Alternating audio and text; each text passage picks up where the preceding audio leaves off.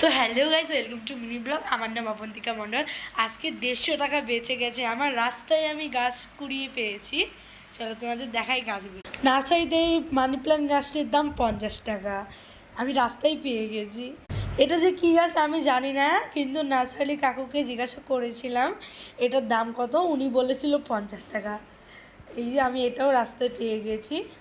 এটা মানি প্ল্যান্টের এরকম দেখতে, কিন্তু মানি প্ল্যান্ট গাছ নয় এটা। এটা অন্য ধরনের একটা গাছ। এটাও 50 টাকা নিয়েছে। নিয়ে নেই, আমি রাস্তায় পেয়েছি। নার্সারি কাকুকে জিজ্ঞাসা করেছিলাম, এটার দাম 50 টাকা নিয়েছে। তো আজকে আমার 150 টাকা বেঁচে গিয়েছে।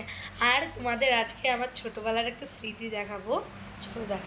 তো এই লক্ষ্মী গণেশগুলো দেখো, আমার যখন 5 বছর ছিল আমি আমার মা বাবার সাথে সানের মেলায় গিয়েছিলাম, তখন এগুলো কিনে নিয়েছিলাম। আরেকটা জিনিস দেখো, এই দেখো এই দুটো পুতুল।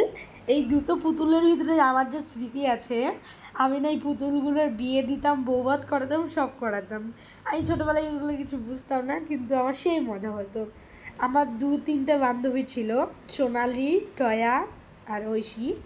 ওদের সাথে আমি এই পুতুলগুলোর বিয়ে দিতাম, কি যে আনন্দ পেতাম আমি। আর তোমরা যদি এই গাছটির নাম জানো তাহলে আমাকে কমেন্ট করে জানাবে। তো বাই বাই।